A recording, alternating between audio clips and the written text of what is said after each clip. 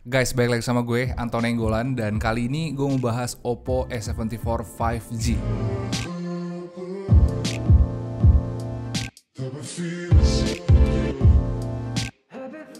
Kemarin gue udah buat 3 video tentang 3 HP 5G termurah di Indonesia. Udah ada Realme 8 5G, Poco M3 Pro 5G, dan juga Galaxy A22 5G.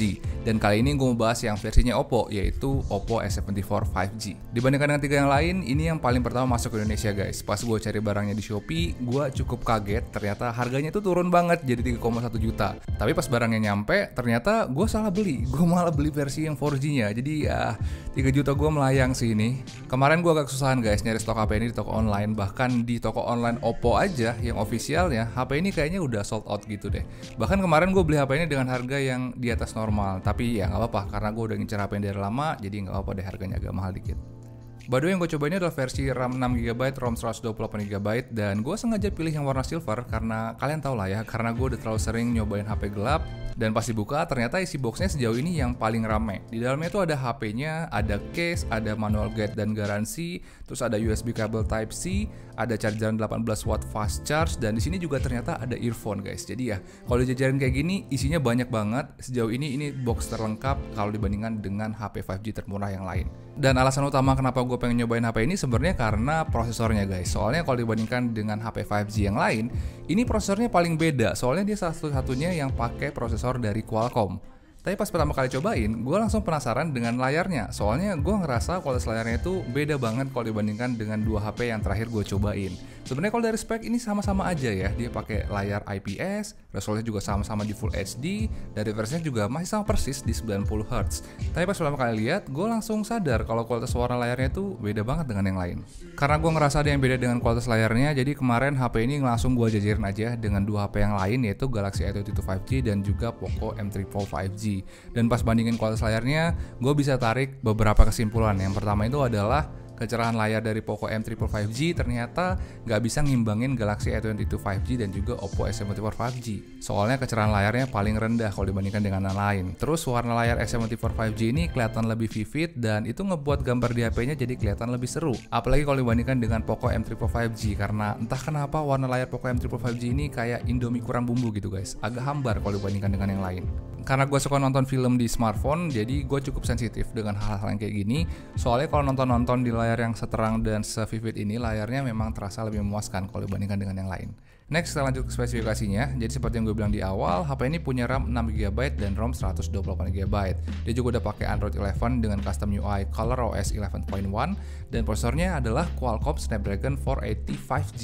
Nah ini nih, pas pertama kali denger dia pakai Snapdragon kepala 4, jujur gue agak pesimis dengan performanya, karena setahu gue Snapdragon kepala 4 itu kan performanya B aja ya. Jadi kayak kalau dipakai di HP 3 jutaan itu rasanya kayak agak gak worth it aja. Tapi karena gue penasaran, kemarin gue coba cek nilai Antutunya guys, dan di sini bisa lihat ternyata nilainya tuh jauh lebih gede dari yang dulu-dulu. Ini sih Snapdragon kepala 4 udah naik kelas ya, soalnya nilainya ini udah hampir setara dengan Snapdragon kepala 7 dan juga Dimensity 700. Kemarin gue juga udah bandingin performanya dengan Redmi Note 10 Pro dan juga Poco M3 Pro, dan pas dicobain gue ngerasa performanya memang gak jauh beda ternyata. Mungkin ada perbedaan, tapi gue yakin bedanya itu dikit banget, soalnya gue gak ngerasa perbedaan apa-apa pas ngebandingin HP ini, dan itu bagus banget. Terus kemarin gue juga bandingin performa gamingnya guys dengan Poco M3 Pro dan juga Redmi Note 10 Pro, dan pas gue cobain ternyata gaming experience-nya juga sama, soalnya opsi grafis yang ditampilin sama dan performanya juga hampir nggak ada bedanya. Kemarin gue udah cobain 3 game di sini, yaitu Genshin Impact, Mobile Legends, dan juga PUBG Mobile. Dan untuk PUBG dan Mobile Legends semuanya bisa dimainkan dengan settingan tertingginya dengan lancar, sama kayak 2 HP yang lain. Genshin Impact juga masih aman dimainkan di sini dengan settingan high 30 FPS, sama banget kayak 3 HP jutaan yang lain, dan itu bagus banget karena selain performanya bisa diadu, chip ini juga punya jangkauan jaringan yang lebih luas, soalnya kan dia udah support 5G nih bos. Oh ya, pas nge-game kemarin gue juga ngerasa nyaman dengan bodinya, soalnya dia punya lekukan yang enak dan juga grip yang bagus banget. Dimensi bodinya sebenarnya hampir mirip dengan Realme 8 5G, tapi gue ngerasa lebih nyaman di sini soalnya finishing bodinya itu terasa lebih lembut di tangan. Dan kalau dari depan HP ini pakai setelah layar pancol pinggir guys, dan dia juga punya bezel yang menurut gue lumayan oke ya, soalnya nggak terlalu tebal dan nggak terlalu tipis juga. Dia juga sebenarnya punya screen guard bawaan, tapi gue saran dilepas aja guys, soalnya pas di swipe pakai screen guard agak kurang keset, kurang mulus gimana gitu. Jadi saran gue sih dilepas aja biar swipe-nya terasa lebih mulus lagi. Sama kayak HP murah 5G yang lain, dia juga udah punya fitur kayak NFC, triple SIM slot, USB Type-C, dan juga side fingerprint scanner. Chargerannya juga udah fast charging, tapi outputnya cuma 18W. Kemarin gue udah coba cas dengan charger bawaannya, dan gue ngecas dari 16% sampai 100%, ternyata dia butuh waktu sekitar 2 jam 20 menit. Dan itu udah terhitung lama, soalnya startnya di 16%, bukan di 1%. Terus untuk kameranya sendiri, biasanya entry level 5G itu cuma punya 3 kamera guys. Tapi yang ini beda, soalnya dia satu-satunya yang pakai 4 kamera. Speknya sendiri kayak gini, sebenarnya nggak ada yang spesial banget sih. Karena dia juga masih pakai kamera 48 megapiksel, 2 megapiksel depth, 2 megapiksel makro. Tapi di sini ternyata dia punya kamera ultrawide yang megapikselnya paling tinggi sejauh ini, yaitu 8 megapiksel. Gue juga udah ambil beberapa foto dan video pakai HP ini, dan kalian bisa langsung cek aja dan nilai kira-kira hasilnya itu cocok gak dengan kalian.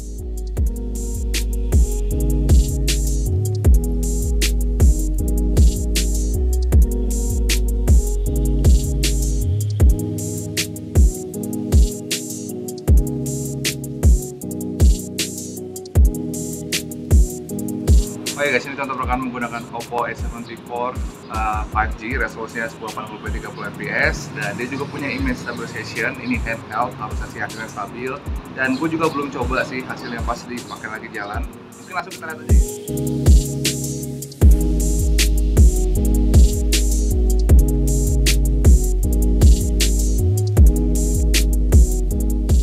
Kemarin HP ini gue beli dengan harga launchingnya yaitu 3,799 juta, dan itu udah termasuk mahal soalnya HP ini udah launching sekitar 2 bulan. Terus setelah gue cek-cek lagi, ternyata sekarang banyak yang jual HP ini di harga 3,4 sampai 3,5 juta.